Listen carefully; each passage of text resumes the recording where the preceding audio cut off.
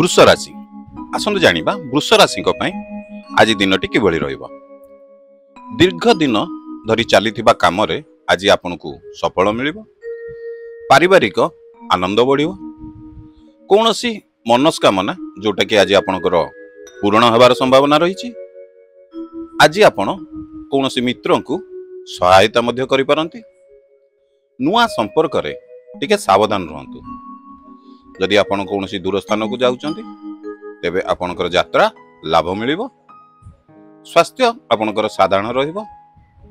आर्थिक क्षेत्र रे आपनकर लाभर संभावना रही।